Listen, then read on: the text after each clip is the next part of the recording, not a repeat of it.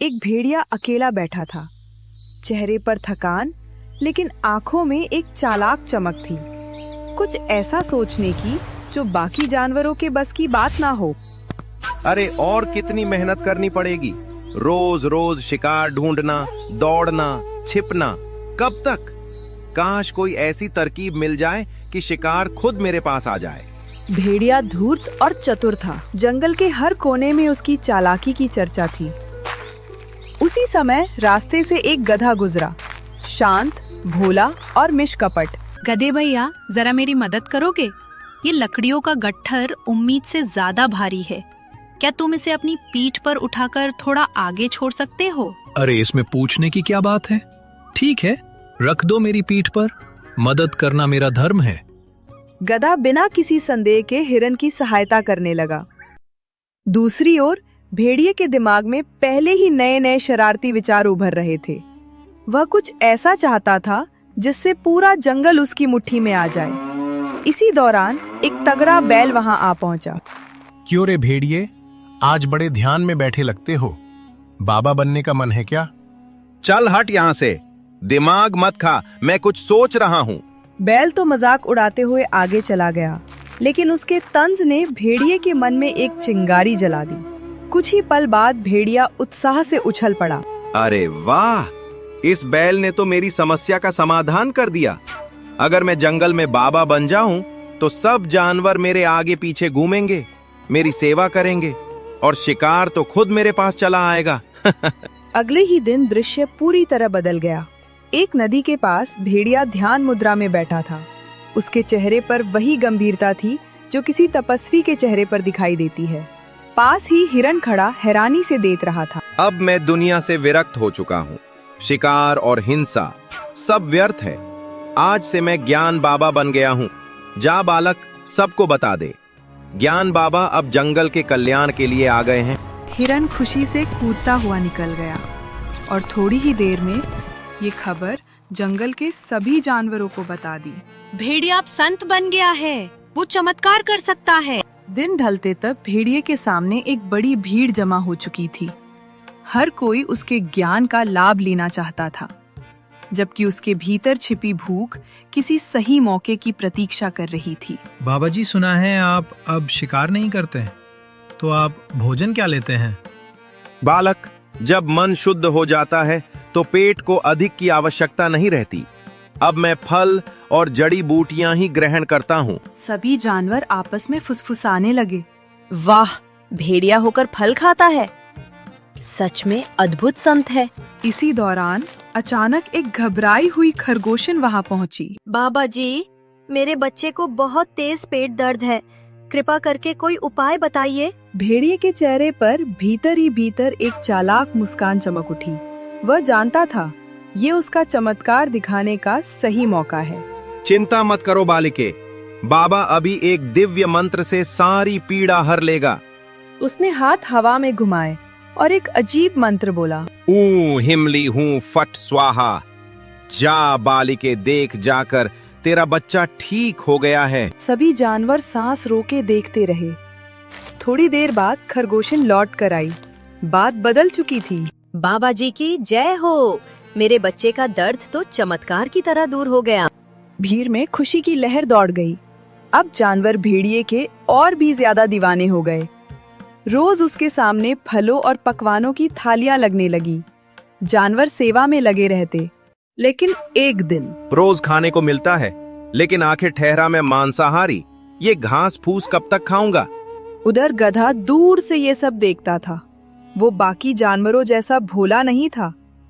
धीरे धीरे उसके मन में संदेह उठने लगा। एक मांसाहारी जानवर अचानक बाबा कैसे बन सकता है और फल खाकर उसकी भूख कैसे शांत हो सकती है? इसमें जरूर कुछ काला है। गधे के मन में उठता यह संदेह आने वाले रहस्य का पहला संकेत था। दिन बीत रहे थे और गधे का संदेह और गहरा होता जा रहा था। एक शाम जंगल में हलचल हुई। भालू दौड़ा दौड़ा आया और सभी को भेड़िए के पास बुलाया। जानवर इकट्ठा हुए। भेड़िया गहरी आवाज में गंभीर चेहरा बनाकर बोला, मेरी बात ध्यान से सुनो बालको। ध्यान में मुझे एक भयानक दृश्य दिखा है। एक रहस्यमयी शैतान इस जंगल में घूम रहा है।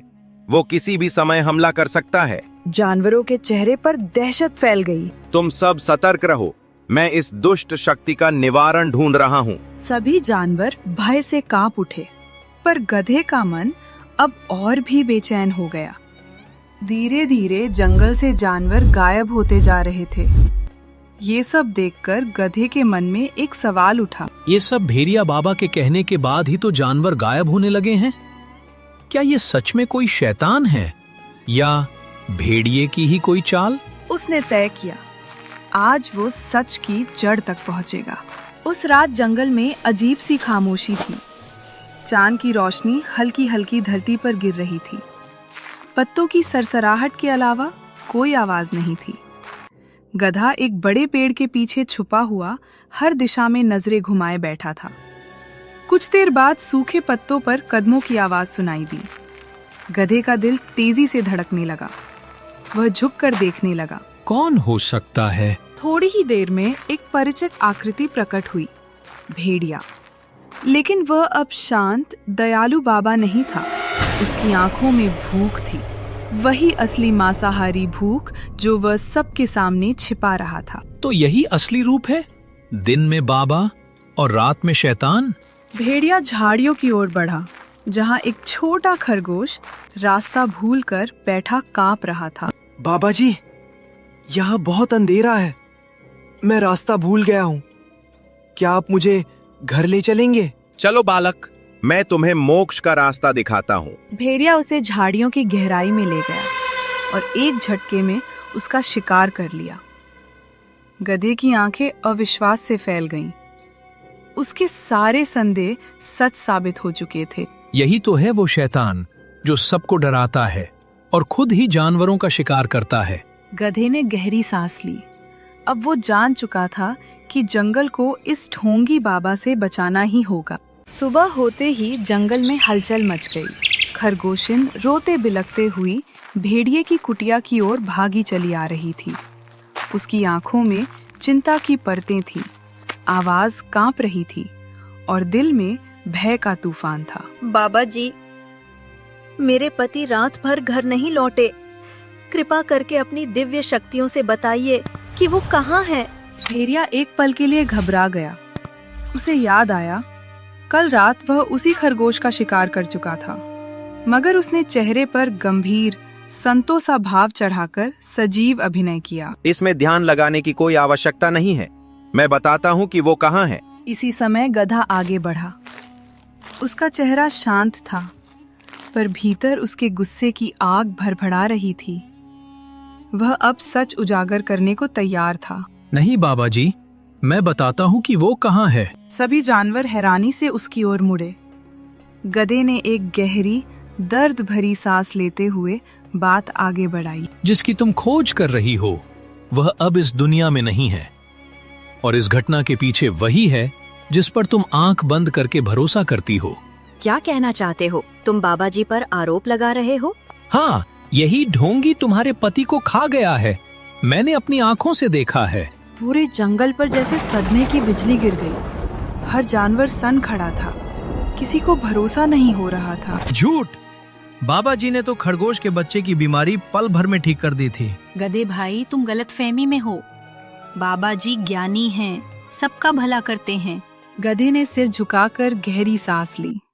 उसे समझ आ गया कि आज कोई उसकी बात नहीं मानेगा, पर वो हार नहीं मान रहा था, बस रणनीति बदल रहा था। अगर तुम सब कह रहे हो तो ठीक, मैं मान लेता हूँ कि शायद वो सब मेरी आंखों का धोखा था। मुझसे बहुत बड़ा पाप हो गया। कृपया मुझे मेरी गलती सुधारने का एक मौका दे। भेड़िया भीतर ही भीतर राहत की सांस ले रहा था। उसे लगा गधा अब उसके जाल में आ गया है। बालक, बाबा तुमसे नाराज नहीं है। यदि तुम सेवा करना चाहते हो तो वही तुम्हारा कल्याण है। बाबा जी, क्या आज आप मेरे यहाँ भोजन करेंगे? शायद इससे मेरे पाप कुछ कम हो जाएं। हम अवश्य आएंगे बालक, स्वादिष्ट पकवान तैयार रखना। गधे ने अपने घर पर कई प्रकार के पकवान बनवाए। गधे ने भेड़िए के साथ शेर सिंह तथा सभी जानवरों को भी बुलाया। भोजन शुरू हुआ। सभी आनंद से खाने लगे। लेकिन भेड़िए को दी गई थाली अलग थी। उसमें गधे ने बहुत तीखी मिर्च मिलाई थी। पहला कौर मुंह में डालते ही भेड़िया तिल मिलाकर उछल पड़ा। ये क्या? आग लग गई मुंह में। बस इतना ही कहना था कि सभी जानवर उसकी तरफ देखने लगे। भेड़िए को तुरंत अपनी गलती का एहसास हुआ। वह जल्दी से बात बदलने लगा। अरे बालक गधे, तुमने मिर्च ज्यादा डाल दी। ध्यान रखा करो। अरे बाबा जी, शायद मेरे हाथ से गलती हो गई। मिर्च जरा ज्यादा पड़ गई होगी, कृपा करके माफ कर दीजिए। बाकी जानवर इसे सामान्य भूल समझकर फिर से भोजन में लग गए। लेकिन शेर सिंह, उसकी निगाहें भेड़िए से हटने का नाम नहीं ले रही थी। भेड़िए की हर हरकत अब उसे संदिग्ध लगने लगी थी। भोजन समाप्त होने के बाद भेड़िया भारी चाल से वहां से निकल गया। उसके चेहरे पर बेचैनी और झुंझलाहट साफ दिख रही थी। कुछ देर बाद सबके जाने के बाद शेर सिंह चुपचाप गधे के पास आया। गधे, मुझे लगता है तुम्हारी बातों में सच्चाई है। आज भेड़िए का व्यवहार बहुत अजीब था। क्या तुम मुझे पूरा सच बताओगे? गधे ने रात में देखी सारी घटनाएं, खरगोश का शिकार, भेड़िए की रात की चालें और उसका बाबा वाला ढोंग, सब कुछ शेर सिंह को बता दिया। इस दुष्ट ने पूरे जंगल को मूर्ख बनाया, जानवरों को डराया, गायब किया और खुद शैतान बना घूमता रहा। महाराज, अब इसे रंगे हाथों पकड़ने का एक ही तरीका है। वो क्या तरीका है? हिरण को चारा बनाना होगा, लेकिन बिना उसे किसी खतरे में डाले। हम सब पहले से छुपकर वहां मौजूद रहेंगे। जैसे ही भेड़िया हमला करेगा, हम उसे पकड़ लेंगे। शेर सिंह कुछ क्षण सोचता रहा, फिर उसके चेहरे पर दृढ़ता उतर आई। आज ये जाल भेड़िए की कहानी को हमेशा के लिए खत्म कर देगा। दूसरी ओर भेड़िया अपनी नाकामयाबी और जलन से भरा हुआ घर लौटते समय सारा रास्ता बड़बड़ाता रहा। ये गधा हमेशा मेरी योजनाओं के बीच आ जाता है। इसे रास्ते से हटाना बहुत जरूरी है, वरना ये मेरा पूरा खेल बिगाड़ देगा। अगले ही दिन भेड़िए ने गधे को हिरन से बात करते हुए सुन लिया। गधे भाई, मेरे इलाके की घास सूख चुकी है। कहीं और चारा मिल सकता है क्या? हाँ, पहाड़ी के उस पार बहुत हरी घास है, वहां जाओ, कोई परेशान नहीं करेगा। एकदम शांत जगह है। भेड़िए की आंखों में शैतानी चमक उभर आई। उसे यही मौका चाहिए था। वाह, बढ़िया मौका है। हिरण को घायल कर दूंगा और सारा इल्जाम गधे पर डाल दूंगा। सब मान लेंगे कि वही असली शैतान है जो भेष बदलकर जंगल में घूम रहा है। हिरन नई नई हरी घास के लालच में पहाड़ी की ओर चल पड़ा। उधर भेड़िया झाड़ियों में छुपकर उसके हर कदम पर नजर रखे बैठा था। हिरन खुशी खुशी पहाड़ी के उस पार पहुंचा। घास सचमुच हरी भरी, नरम और ताजा थी।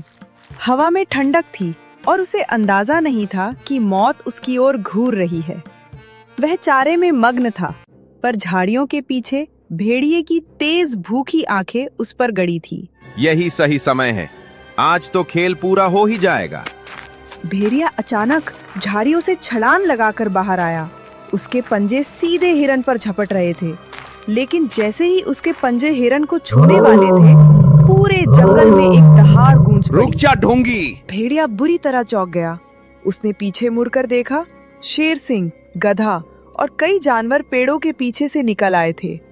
उनकी आंखों में क्रोध भरा था और भेड़िया खुद को जाल में फंसा हुआ महसूस करने लगा। बस, अब बहुत हुआ। महाराज, आप गलत समझ रहे हैं। मैं तो बस हिरण की सुरक्षा के लिए यहाँ था। शेर सिंह की आंखों में अविश्वास और क्रोध तैर रहा था। उसने भेड़िए की ओर और करीब जाकर देखा। सुरक्षा के लिए या उसे अपना शिकार बनाने के लिए? नहीं महाराज, गधा झूठ फैला रहा है ताकि मेरी जगह ले सके। गधा आगे आया। उसके चेहरे पर न डर था न गुस्सा, बस सच्चाई की दृढ़ता। कितने झूठ बोलेगा भेड़िए?